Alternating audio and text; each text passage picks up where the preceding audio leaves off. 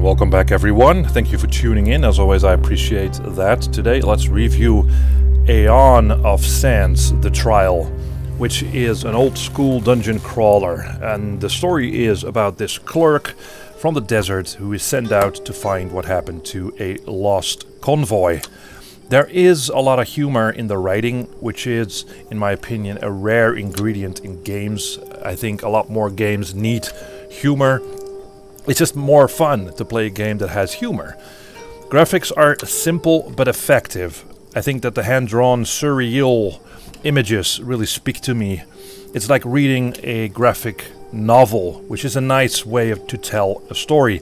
And it does nail that mixture of fantasy and cyberpunk that they were going for in this game. As far as gameplay is concerned, this is as old school dungeon crawling as it gets. This game is made as if it were released in the late 1990s.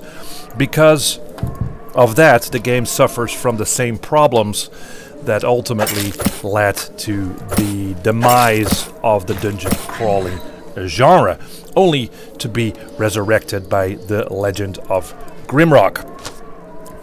This is not a game like The Legend of Grimrock, and this will become apparent after you've cleared the first few dungeons in this game and the story gets underway.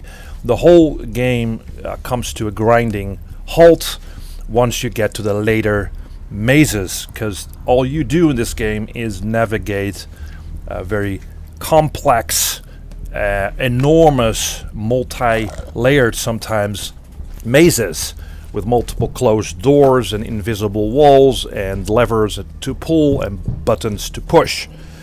And some of these mazes seem complex for the sake of being complex, and the object of the game seems to be to map out the whole maze that you're going through, looking for that one illusional wall that you've probably missed that allows you to continue exploring the level. Although there is a really nice map option that you can edit yourself in this game, and that was absent in the old dungeon crawling games from the 90s, where you had to really map the maze out on paper. So that's convenient, but still you'll have to go through the whole thing and bump against every wall and look for that one particular button that's really hidden away in one of the textures. And maybe that was part of the fun back in the days. But nowadays, navigating one tile at a time can be a pain with wall textures that look the same everywhere. And after so many dead ends and wandering around without any progress, the initial fun that I had kind of sort of ebbed away out of me. And even the developer confirmed to me that some areas are not always intended to be fully completed, as these are basically there to grind.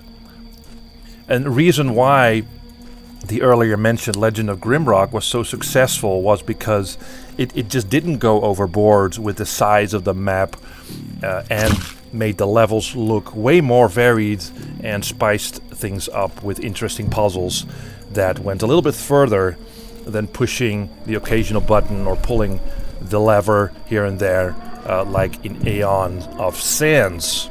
But Aeon of Sands sticks to the old conventions. Also with the combat, where right-clicking with the mouse on a weapon or a magic item and selecting a spell will make the character charge or cast. But the results are a matter of chance, because you have no idea how much health your enemy has, and the whole thing just feels random.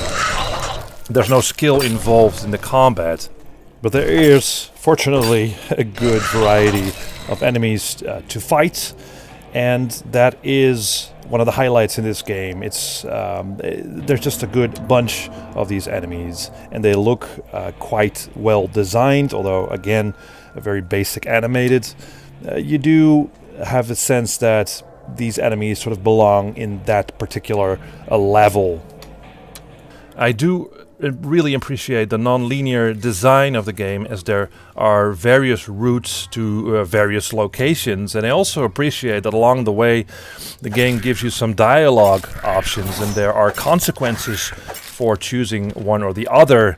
A problem is that some of the consequences made no sense to me, and you can't see them coming, but they do impair your progress through the game. For instance, I had a character just leave me for no apparent reason, other than that he said, well, it's a good time now to split up.